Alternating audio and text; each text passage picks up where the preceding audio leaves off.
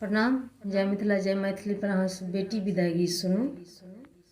जँ गीत पसंद हुए तो लाइक शेयर सब्सक्राइब कऽ देबै। बड़ रे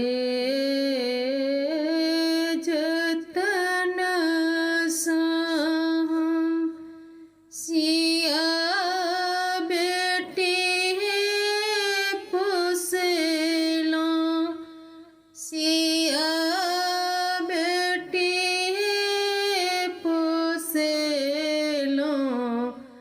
सेहो धियारमा नेने जाय। आगू आगू रामचंद्र पाछू पाछू डोलिया, पाछू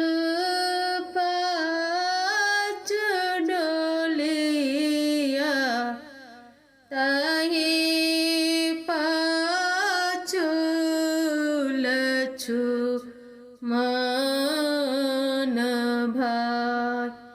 एक कोस गेलहुँ, दुई कोस गेलहुँ, दुई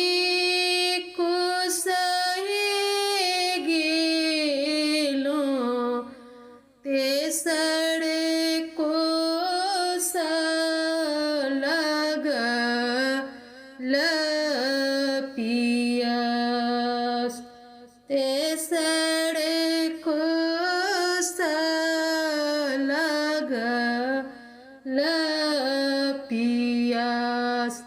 हाथ जोड़ू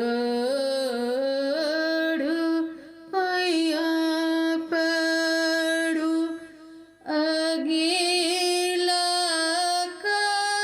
कहड़िया, अगिला कहड़िया से बाबा दियो पनिया पिलाय।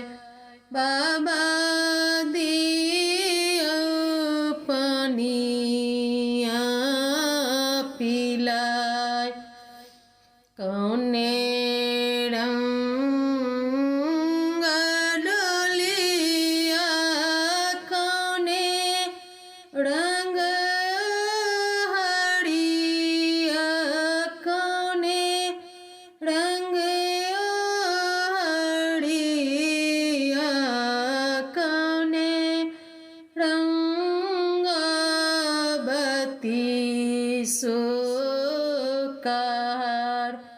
लाल रंग डोलिया, सबुज रंग हरिया, सबुज रंग हरिया, लगी गेल बती सोकार, लगी गेल बती सोकार।